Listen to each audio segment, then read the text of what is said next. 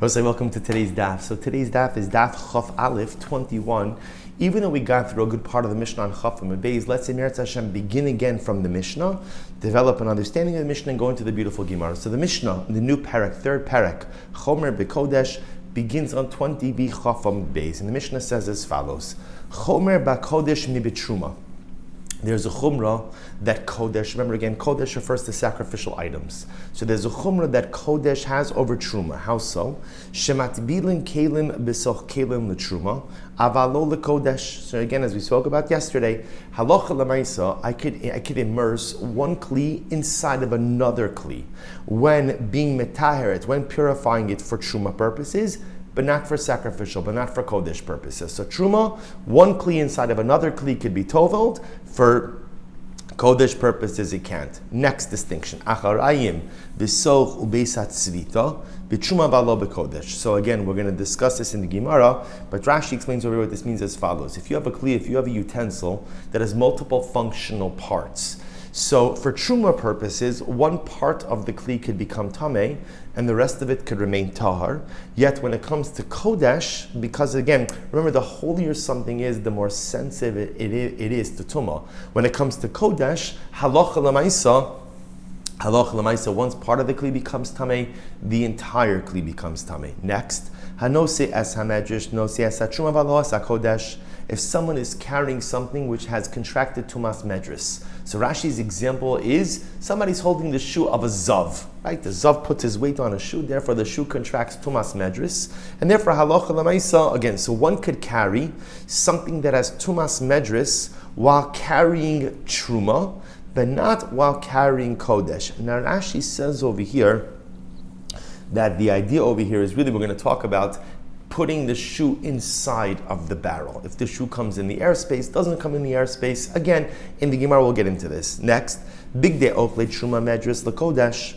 Ultimately, again, the clothing of those who are careful to eat truma in a state of ritual purity, their clothing still has a state of tumah for those ultimately who are careful with kodesh. We saw this already in the last Mishnah. So if I'm a person, I'm a Kohen, and I eat truma, and I'm careful to, of course, always eat truma in a state of ritual purity, in a state of tara, nevertheless, my clothing has tumas medris for someone who consumes kodesh. Lo kamidas ha-kodesh midas ha-truma. Interestingly enough, that Kodesh is different than Truma. How so?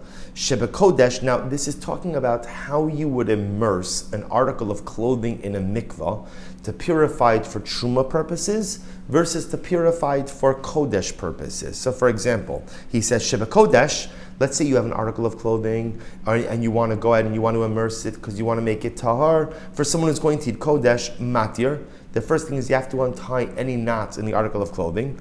Menagev, you dry it off, there should be no moisture on it. Umatbil, and then you immerse it. So untie the knots, dry off the article of clothing from any moisture, then you could immerse it. Ve'achar kach kosher. Then after you go ahead and you take the garment out of the mikvah, you could retie whatever knots. Ubetruma, however, truma, interestingly enough, kosher, ve'achar kach matbil. For truma purposes, if you have an article of clothing that has, let's say, knots, and we'll discuss the parameters of this, you don't have to undo the knots in the article of clothing before immersing it, but rather you could immerse the article of clothing even with the knots in there. V'achal kach matbil. Kalim, again, obviously in the Gemara we're going to go through all of these cases. Kalim hanigmarim b'tara tzrichen tvila lekodesh avalo l'truma. So this is an interesting case. If you look at Rashi, it's the second line in Rashi. Kalim hanigmarim b'tara sheniskar bahen mishebau samuch legarmen shoy lekabel tuma. So now this case, let's say you're making an article of clothing and you were careful, you watched it, you were vigilant, you looked at this article of clothing and you know that it did not come in contact with any level of tuma. So halacha l'maisa, even though now this article of clothing is totally tahar for truma purposes, for kodesh purposes, it is still going to require an immersion. Avalo, all right. Hakli mitzarif mashna b'socha lekodesh, avalo l'truma. Another interesting case. Let's say you have multiple pieces of food. Let's say multiple pieces of truma in one utensil. So the Mishnah says that the kli, the utensil, combines all of the pieces of food into one entity. That's true for Kodesh, not true for Truma. Now, what does that mean? Again, take a look at Rashi. Hakli mitzarif es masha b'socho. Ochlim chatichos harbe bekli echad. V'noga tamei be'echad mehen hakli mitzarfon lios kulon chaticha achas v'nitman kulon. So in other words, kodesh, let's say you have multiple pieces of sacrificial meat inside of a utensil, and someone who's tamei touches one of the pieces of meat, the kli, the utensil, combines all of the pieces of meat into one piece, and therefore they all become tamei. But that is a din by kodesh, by sacrificial items, not a din by truma. Good? Rashi says, in other words, again, we'll see exactly what it means. We're going to see that tumah is transmitted because the kli itself transmits tumah, but whereas by kodesh, there's a lateral transference. If you touch one piece of sacrificial meat, all of the pieces become tamei at the same degree. By truma, we're going to see if you touch one piece, the piece you touched has one level of tumah, but the other pieces have a different grade of tumah. Again, we'll see all of this. Haravi ba kodesh pasal v'ashlishi b'truma. I actually mentioned this in yesterday's shir. By kodesh, the last level down of tumah is what's called the ravi'i, a fourth level. But a ravi'i can't transmit tumah to anything else. Therefore, a ravi'i is what's called pasal. Ashlishi b'truma. Ultimately, again, by truma, a shlishi is going to be the lowest level. U'b'truma in nitmes achas miyadav chaverta tahora. Interesting case. By truma, you could actually have a situation where one of your hands becomes ritually impure, midrabanan, rabbinic impurity, while the other hand still remains absolutely tahar. U'b'kodesh matbil shtehen shayad metames chaverta b'kodesh aval lo b'truma. But by kodesh it doesn't like that. By kodesh, if one hand becomes tamei, the other hand automatically becomes tamei as well. Very interesting idea. Rashi says over here, nitmes achas miyadav bituma dirabanan. Now, obviously, again, when we speak about one hand becoming tamei and one hand remaining tahar, we're obviously referring to tuma dirabanan, rabbinic tuma. So by truma, one hand could be tamei, the other hand could be tahar. By kadshim, both, if one hand becomes tamei, the other one becomes tahar as well. So the Mishnah goes on. The Mishnah says, ochlin neguvin biyadayim misu avos b'truma avalo b'kodesh. An interesting case. You can go ahead and eat food that has been dried off, so the food is not moist, therefore not ready l'kabel tumah. Remember again, a food item could only become a kabel tumah if halacha l'maaseh came in contact with liquid, and not just contact, you have to want it to come in contact with the liquid.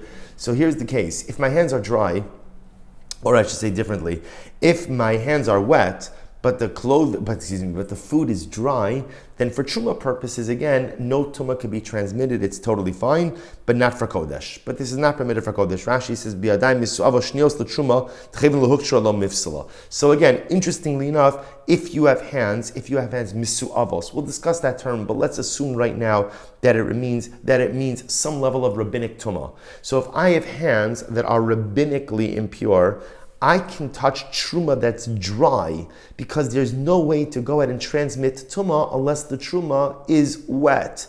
But that is not true by kodesh. Good. Top of chaf aleph, ha'onein u'mechusar kippurim, an onein. So Rashi points out over here, the onein is a person who has lost a loved one, but hasn't come in contact with the corpse. So therefore the person is not tamei, a tumah da'oraisa. An onein, mechusar kippurim. Mechusar Kippurim, Rashi says, what's the example? Kigon zav shetaval yom shvi l'siraso, v'heriv shemasho, ulamacharas hu karoi mechusar Kippurim, sha'adayin gomer taraso teluya bekarbano. So remember, Mechusar Kippurim, for example, is, let's say you have a zav. Zav goes through his 7 days of purification, and again he goes to the mikvah, the sun goes down, but now on day number 8, he still has to bring his karbanos. So Mechusar Kippurim is like a zav who's waited his time, done his immersion, but has not yet gone to the mikvah. What's the halacha? Both of these cases, tzrichin tevila lekodesh abalo letruma. They would need to go to the mikvah again to eat kodesh, but would not go to the mikvah again to go ahead and eat truma.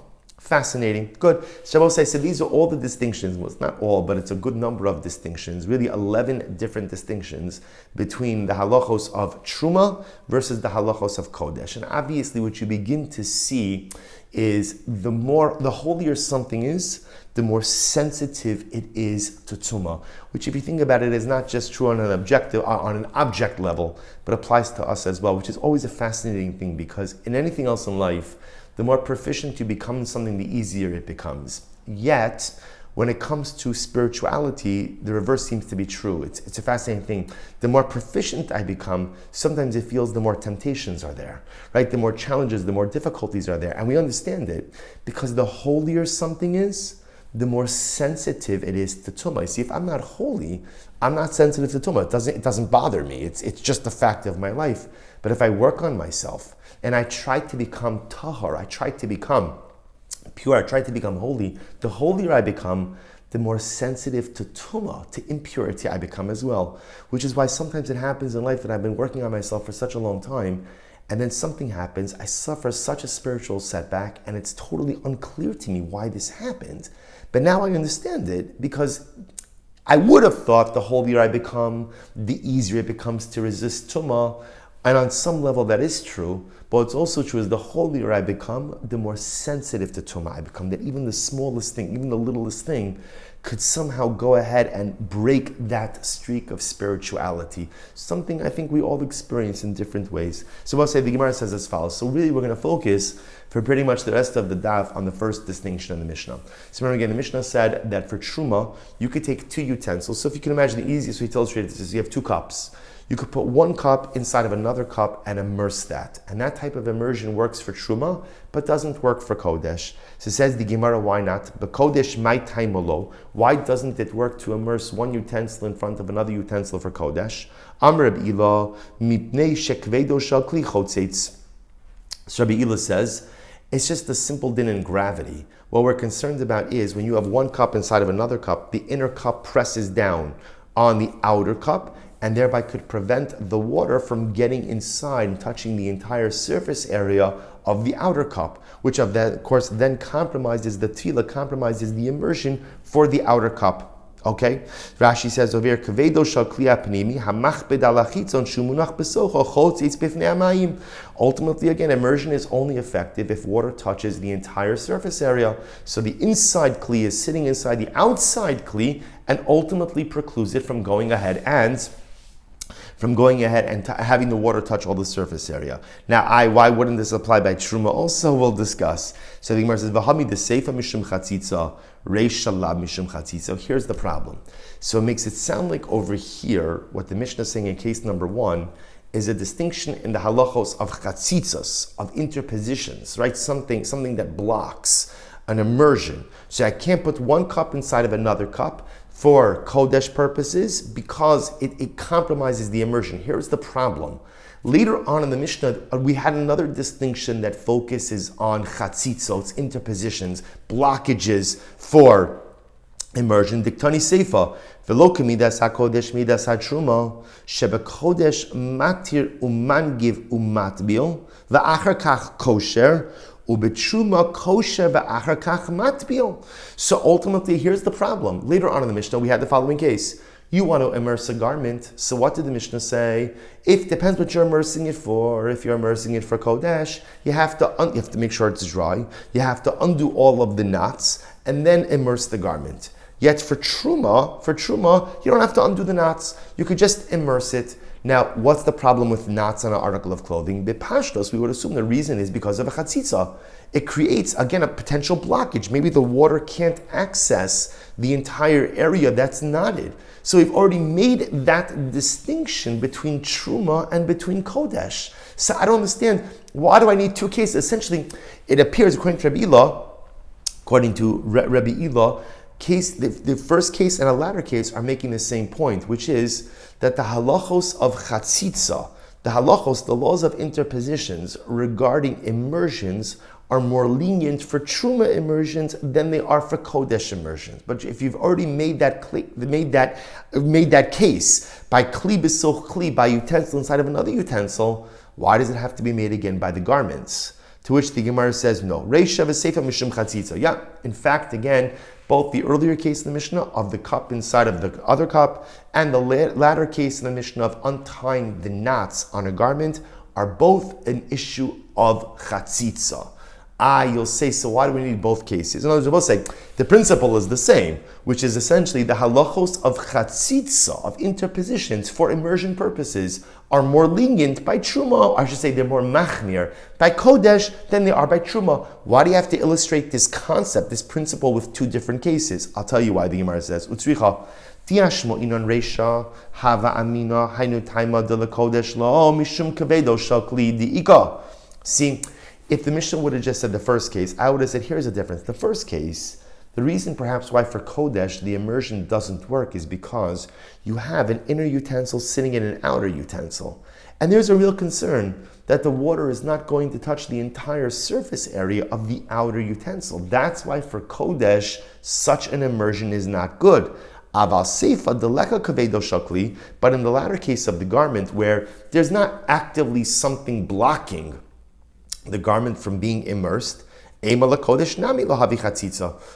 thought that even for Kodesh purposes, it should be absolutely fine and there's no reason it shouldn't work. Therefore, again, the Mishnah has to add in the garment case. And if it would have just taught me the garment case that you have to undo the knots before immersing the garment for Kodesh purposes, but you don't have to do it for Truma, I would have said, Havamina, Hainu taima de le kodesh lo mishum amid beis chafaf amid beis mishum de kitra b'maya ahaduki mehadak. Interesting.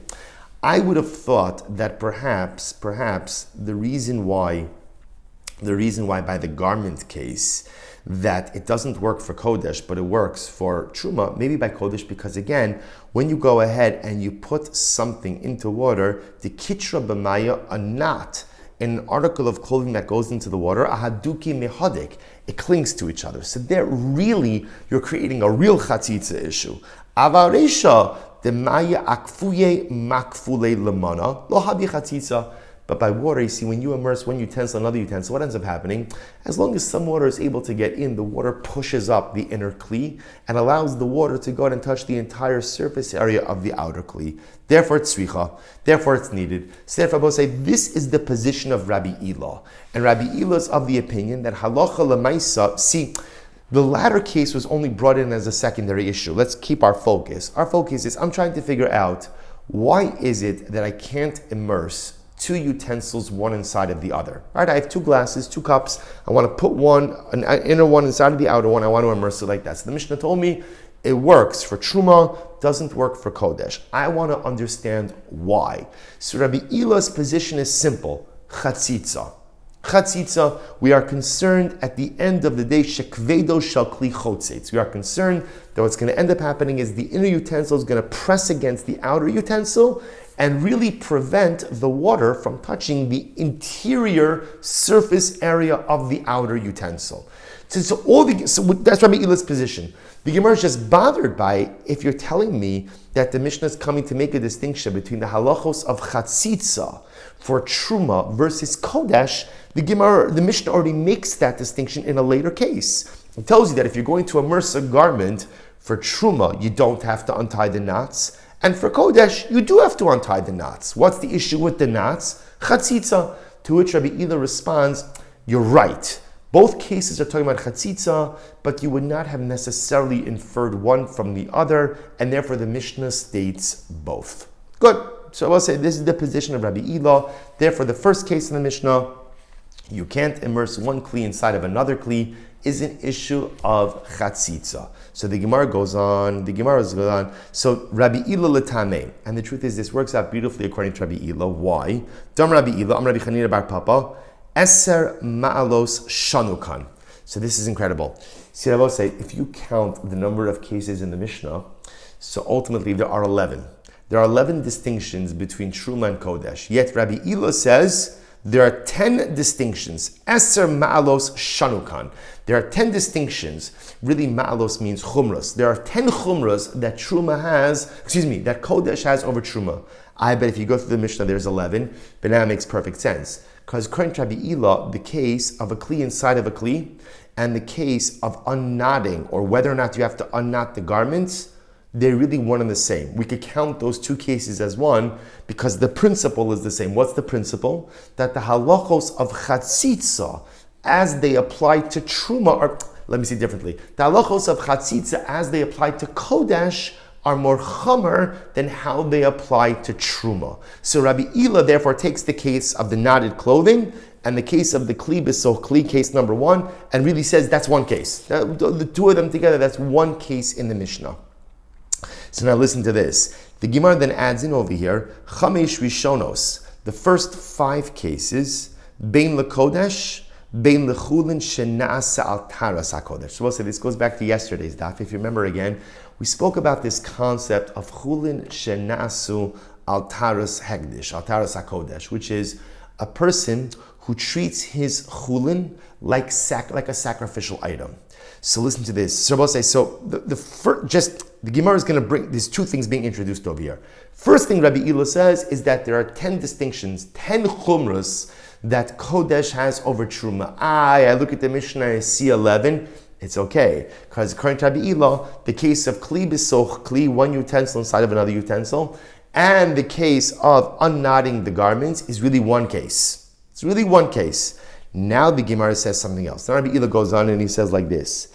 The first 5 cases, Chamesh Harishonos, the first 5 cases mentioned in the Mishnah, Bein LaKodesh, apply to actual Kodesh, and also apply to Chulin Shenasu Al Taras Hekdesh. That if you prepare Chulin like sacrificial items, the first 5 halachos apply equally to Kodesh and to Chulin that was prepared like Kodesh. However, Achronos, the last 5, LeKodesh, only apply to Kodesh, Avalo lechulin shenaasa al taras hakodesh, but do not apply ultimately again to chulin shenaasa al taras hakodesh. So the first 5 items mentioned in the Mishnah apply both to Kodesh and to chulin that is prepared like Kodesh. The second 5 only apply to Kodesh, do not apply to chulin that was prepared like Kodesh. Now, why is this? We're not going to get so into this, but why is this? My time. It's very simple. Chamish kamaisa de islu drara de tuma de oraisa gazru b'hu rabbanon bein lekodesh bein lechulin shenas al taras hakodesh. See, here's the difference. The first 5 cases, if you make a mistake regarding the halachos of tumah and tara, you run the risk of entering into biblical tumah. However, again, in the second 5 cases, basraisa, the leslu drara de tumah midoraisa, gazru b'hu rabbanon lekodesh, l'chulin shenas al taras hakodesh lo gazru b'hu rabbanon. So a very interesting distinction here. So the Gemara suggests as follows. In the first 5 cases, where halacha l'maisa, there are implications for biblical tumah. In that case, the rabbi said these halachos apply to Kodesh and to chulin shenaasa al taras hakodesh. Applies to both cases. The second 5 cases, where there is no biblical implication for tumah, only applies to cases of Kodesh, does not apply to cases of chulin shenaasa al taras hakodesh. If you look at Rashi, Rashi just explains this very beautifully. Rashi says, drara de tumah d'oraisa, chashash tumah d'oraisa, kli b'soch kli. So Rashi here goes through all of the different cases of halacha l'maisa, how in the first 5 cases in the Mishnah, there is a strong possibility that a situation could lead to biblical tumah. So whenever there's a situation that could lead to biblical tumah, the rabbis extended their gezerah to both Kodesh and to chulin that is prepared like Kodesh. But where there is no concern that a case could lead to biblical tumah, and again, Rashi goes through, so we're not going to go through all of these cases, but when it's not going to lead to biblical tumah, ultimately, again, in a circumstance like that, Chazal will only go there in actual Kodesh, but not in a situation of Chulin Shenasa al Taras HaKodesh. Beautiful. So I will say, so all of this is part of Rabbi Ila's approach. Right? All of this is Rabbi Ila's approach. And again, Rabbi Ila's approach simply has to do with the fundamental fact that halacha l'maisa, the case of kli b'soch kli, is an issue of chatzitza. I'll just illustrate. Let me just illustrate one piece. If you look at Rashi, Drar de Tumah D'Oraisa, Rashi says, Chashash Tumah D'Oraisa. For example, what does it mean that the first 5 cases border on the potential for biblical tumah? What does that mean? Look at Rashi. He says, for example, kli b'soch kli. Let's take the example of immersing one utensil inside of another utensil. So for example, Chatzitza is an issue daraisa. Right? If you have a chatzitza, if you have something that interposes between the utensil and the waters of the mikvah, depending on what the interposition is, that could invalidate the immersion biblically. Biblically. Another example Rashi brings down, so again, similarly, one part of the utensil becoming tameh doesn't make the whole utensil. Everything depends on the nature of the tumah. But once again, that can have biblical ramifications. So therefore, again, I just want to point out, this piece is a side point, right? The primary premise over here is Rabbi Ila, and Rabbi Ila telling me that a kli inside of another kli, such an immersion will work for Truma, does not work for Kodesh. The reason it doesn't work for Kodesh is because of Chatzitza. And even though Chatzitza is taught later on in the Mishnah, Rabbi Ila felt it's necessary to teach two cases of Chatzitza. Rabbi Ila furthermore says that there are 10 differences between Kodesh and Truma. The Mishnah counts 11. It makes perfect sense because Rabbi Ila collapses two cases into one. As an aside, Rabbi Ila also says the first 5 cases in the Mishnah, those ultimately impact both Kodesh and Chulin Shena'asa Taras HaKodesh. The last 5 only impact Kodesh, not Chulin Shena'asa Taras HaKodesh. What's there between the first 5 and the last 5? The first 5 could have potential biblical implications. The last 5 do not. Beautiful. So says the Gemara, comes along Rava, and Rava say Rava has a different interpretation. Rava says, so why is the first case in the Mishnah of Kli B'Soch Kli, why is that problematic? Rava says like this, Rava Amar, Midaseifa Mishum Chatzitza, Reisha Lav Mishum Chatzitza. So Rava disagrees with Rabbi Ila, and he says, Rabbi Ila, you're wrong. You're wrong, simple as that, you're wrong. Right, why? Because the Mishnah already brings down a case of chatzitza, the case of the clothing, of having to unknot the clothing before you immerse it for Kodesh, but yet you don't have to unknot it before you immerse it for Truma. That's a case of chatzitza. That's chatzitza. So the Mishnah doesn't have to bring down another case of chatzitza. Therefore, the case of kli b'soch kli, of the inability to immerse one utensil inside of another utensil for Kodesh, but yet it's permissible by Truma, must be talking about something else. What is it? So the Gemara says, Rava Amar Midaseifa Mishum Chatzitza, since the Mishnah brought down a latter case, i.e. the clothing, that talks about chatzitza, Reisha Lav Mishum Chatzitza. The Reisha is not talking about chatzitza. So what is the Reisha? Why does the Mishnah say that I'm not allowed to immerse one utensil inside of another utensil for Kodesh, but can't do it by Truma? What's the problem by Kodesh? Here we go. This is incredible. The Reisha Hainu Taimo Gzera Shelo Yatbil Machten Vitzinoros Bekli She'ein Befiv Kishfa Feres Hanud. This is wild. Rava says, Halacha L'maisa, the reason you can't immerse one utensil inside of another utensil for Kodesh purposes is we're concerned that you may come to go ahead and immerse machtin are needles. Tzinoros literally are like spinning forks. These are small utensils. There's a concern that you may come to go ahead and immerse these small utensils, bikli, inside of the utensil that has a very, very narrow opening that is smaller, kishfoferes, than the tube of a node. Node is like a wineskin. What's going on over here? Look at Rashi. Rashi says, "B'kli she'ein befiv kishoferes hanud, v'ahi lav tevi lahi she'ein hamayim nichnasun l'socho chibur lamei mikva, v'lo tavlo hamachtin ela b'miuto mayim shebekli." So let's talk about this for just a moment. Let's say you're immersing a wineskin. Let's give a very simple example over here. I'm going and I'm immersing a wineskin. Now, if I'm immersing a wineskin or a leather utensil, the water has to be able to get in.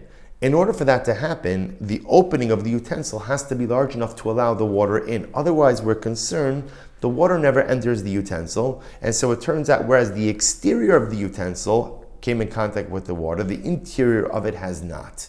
So the Mishnah says, in order for us to feel comfortable that the interior of the utensil came in contact with the water, ultimately, again, the opening has to be kishfoferes hanod, at least large enough like the straw of the node of the wineskin. We're going to give a more exact measurement for just a moment. So see, here's what's interesting. So actually, let's read it and then we'll go back. Kidisnan, because we learned, and this is a fascinating halacha. Eruv mikvaos kishfoferes hanod. Listen to this case. So look at Rashi. Erev mikvos, mikvah chaser b'tzad mikvah shalim batzina b'nei mecharun. Listen to this. It's an incredible case. You have a mikvah. We've spoken about many times. A mikvah requires at least 40 sa. We'll call between 120, 150 gallons.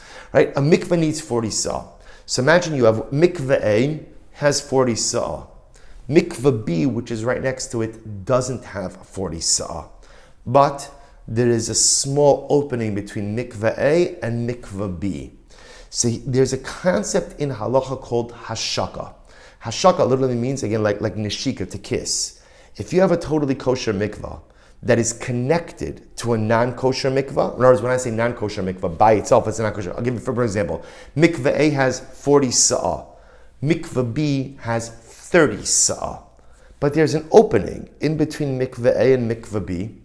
If the opening is significant enough, it allows essentially mikvah B, which only has 30 sa'ah, to be connected to mikvah A, which has 40 sa'ah, thereby allowing mikvah B to become kosher as well. It's the concept of hashaka. If one mikvah is connected to another mikvah, then ultimately, again, even though mikvah B is invalid by itself, but because it's connected to mikvah A, therefore mikvah B becomes kosher as well. So iruv mikvos. So how do you combine mikvos, right? So again, I want to be clear. In this case, you have mikvah A as a standalone mikvah, mikvah B is a standalone mikvah. I want to make a connection between the two so that mikvah A kisses, so to speak, mikvah B, thereby making mikvah B kosher as well. So you need an opening between mikvah A and mikvah B. How big does the opening have to be? Kishfoferes hanod. It has to be at least the size of the straw of a wine skin. And how big? Ukeovya. And again, the thickness of it as well. Ukechalala. And again, the opening, the circumference as well, top of Chaf Beis. And how big is that? Bishtei etzbos chosros limkoman. It essentially is an opening that is as wide as the width of 2 fingers. Bishtei etzbos chosros limkoman. 2 fingers that could go in and out. If 2 fingers could move around that opening, then ultimately, again, that is an opening that is large enough. That's the size of a straw of a wineskin, and that's an opening that is large enough to connect 2 mikvahos through the concept of hashaka. And again, understand, once those 2 mikvahos are kosher, mikvah B, which by itself only has 30 sa'ah, but now that it's connected through that opening to mikvah A, an opening that's at least 2 finger breadths wide, halacha l'maisa, mikvah B becomes kosher as well. So now somebody immerses in mikvah B, that is a proper immersion. Incredible. Take a look at Rashi for just a moment. Rashi says over kechalal va'ovya vehein beis etzbaos chosros limkomam sha'adam yachal legalgel beso chalalo beis etzbaos lechol tzad. So this is an opening that is large enough that you could put in 2 fingers and move those fingers around. So if you could put in 2 fingers, move the fingers around, ultimately that is an opening that is large enough to connect the 2 mikvos. Have iruv umatbilin af kelim v'hainami chashash tumas da'araisuhu. So this is really incredible. So therefore again, so there's a lot happening over here. So Rava comes along and Rava says, here's the issue. Why can't you immerse one utensil inside of another utensil? What are we concerned about? The problem is everyone has to recognize that what you've done is you've created a constricted, smaller area for the outer utensil. In other words, before the inner utensil came along, the outer utensil had a wide open area. The water could touch everything. When we put the second utensil inside of the outer utensil, it constricts the open area for the water to spread out, right? So you're narrowing the area that the outer kli has. Let me say it differently. You are narrowing the interior surface area of the outer utensil. And we're concerned, says Rava, that if we allow you to do that, you're going to come to immerse needles and spinning forks, machtin vitsinoros, in perhaps an area that is not as large as the straw of a wineskin. Okay? Now we understand the area. Now remember, in order for an area to allow the passage of water through it, it has to be at least the size of the straw of a wineskin.